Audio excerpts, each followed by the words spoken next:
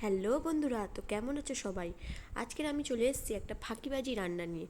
সেই দিন ভাবছিলাম যে কি রান্না করা যায় সহজে, তো কেন না চিকেন পোলাও বানানো যাক। সেই জন্য আমি পরিমাণ মতন গোবিন্দভোগ চাল 1 ঘন্টা মতন জলে ভিজিয়ে রেখে তারপর সেটাকে ভালো করে ধুয়ে জল থেকে তুলে নিয়ে শুকোতে দিয়েছি। যত ভালো শুকোবে পোলাওটা তত বেশি ঝরঝরে হবে।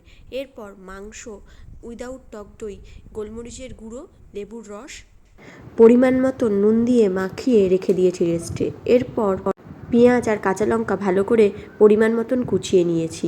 আর আদা রসুনের পেস্ট ইউজ করব আমি এখানে। কড়ায় সাদা তেল দিয়ে এর মধ্যে আমি কিছুটা পেঁয়াজ দিয়ে ভালো করে বেরেস্তার আকারে ভেজে তুলে নেব। পরে এটা পোলাওয়ের মধ্যে দিয়ে দেবো। যেহেতু আমি পোলাওয়ে চিনি ইউজ করছি না, সেই জন্য এই বেরেস্তাটা দিলে একটু মিষ্টি মিষ্টি খেতে লাগবে। এখানে দেখতে পাচ্ছ আমার বেরেস্তাটা করা হয়ে গেছে, বুঝতেই পারছি একটু পুড়ে গেছে এই আর কি। তো আমি এখানে আবার কড়াই পেঁয়াজ, কাঁচা লঙ্কা আর গোটা গরম মশলা আর একটা শুকনো লঙ্কা ফোড়ন দিলাম। এরপর আমি ভালো করে এটাকে ভেজে নিয়ে এর মধ্যে আদা রসুনের পেস্টটাকে অ্যাড করব। করে ভালো করে নেড়ে চেড়ে মশলাটা ভালোভাবে ভাজা হয়ে গেলে আমি এর মধ্যে চিকেনটাকে অ্যাড করে দেবো। চিকেনটাকে অ্যাড করে ভালো করে কষিয়ে নিতে হবে। কড়াটায় যেহেতু ফ্ল্যাট আছে, তো চিকেনটা একটু ভাজা ভাজা করে কষিয়ে নিতে হবে। এখানে আমি কোনো জল ইউজ করব না, এটা জল ছাড়াই হবে। এরপর চিকেনটা কষানো হয়ে গেলে অল্প একটু গরম মশলা অ্যাড করে দেবো। এরপর একটা ডেকচি বসিয়ে দিয়েছি।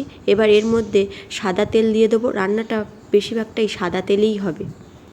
সাদা তেলটা ভালো করে গরম হয়ে গেলে এরপর এর মধ্যে একটু ঘি অ্যাড করে দেবো যাতে ফ্লেভারটা ভালো আসে। এরপর একে একে গোটা গরম মশলা, শুকনো লঙ্কা, কিশমিশ, পেঁয়াজ, কাঁচা লঙ্কা এবং বেঁচে থাকা অল্প একটু আদা রসুনের পেস্টও অ্যাড করে দেবো।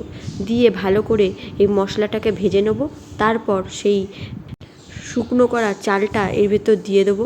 চালটা যত ভালো শুকোবে, তোমাদের আগেই বললাম, পোলাওটা তত বেশি ঝরঝরে হবে এবং এটাকে ভালো করে ভাজতে হবে। যত বেশি ভাজা হবে চালটা লেগে লেগে যাবে না। আর এখানে আমি একটু জল গরম বসিয়ে দিচ্ছি, এতে গরম জলই ইউজ করতে হবে, ঠান্ডা জল ইউজ করা যাবে না। এরপর একটু বিরিয়ানি মশলা দিয়ে দেবে চালটার মধ্যে আর পরিমাণ মতো নুন দিয়ে দেবে। বিরিয়ানি মশলাটার বদলে গরম মশলাও ইউজ করতে পারো, ফ্লেভারটা ভালো আসে। তারপর জল গরমটা ঢেলে দিয়ে ঢাকা দিয়ে রাখলাম। দেখতেই পাচ্ছ হয়ে গেছে কতটা ঝরঝরে।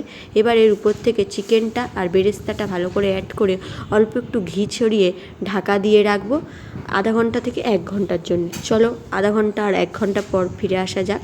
তারপর আধা ঘন্টা পর ফিরে এসে আমরা একটা প্লেটে বেড়ে নিয়েছি।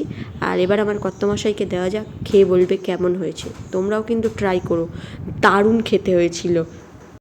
বাকিটা তো এক্সপ্রেশন দেখেই বুঝতে পারছো।